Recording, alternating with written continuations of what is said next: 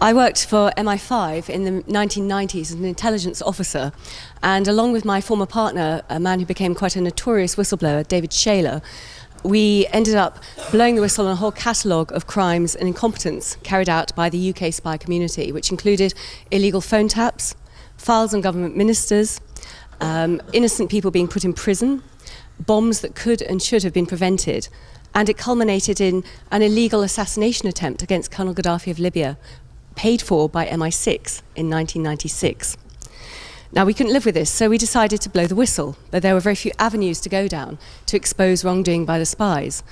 And that resulted in us going literally on the run around Europe for a month. We had to live in hiding in a French farmhouse for a year, and we then spent another 2 years in exile living in Paris.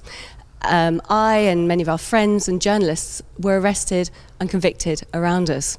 And David himself went to prison not once but twice. First of all, when the British government failed to extradite him from France, and secondly, when he returned voluntarily to stand trial under the Official Secrets Act in the UK in 2002.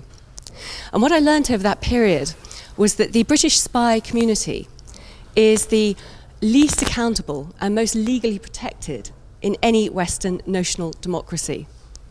There is no meaningful oversight. There is something called the Intelligence and Security Committee in Parliament, but the only powers they have are to look at finance, policy and administration of the spies. They can't investigate crimes or incompetence. And they're also the most legally protected because we have the most draconian Official Secrecy Act, Official Secrets Act, which means that if you work for the agencies and you want to report crime up to and including murder, you are the criminal, not the people who commit the crime inside the agencies. So it's quite a steep learning curve. And it's very difficult in this country to try and make a difference. You can go to the extreme and blow the whistle, but you can pay a terrible price. It's very difficult to do that. And also, the media can be very easily controlled and spun.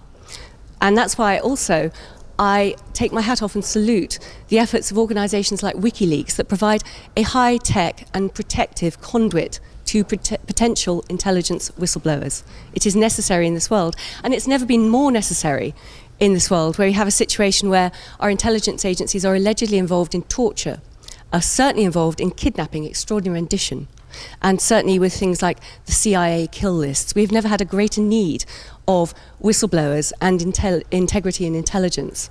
And of course, the most beautiful example of that is if you can do it from within the agencies, where you can exercise integrity from the inside and make a world-changing difference. So I would like to salute Dr. Tom Finger for what he did with the National Intelligence Estimate, for just doing his job correctly. So thank you.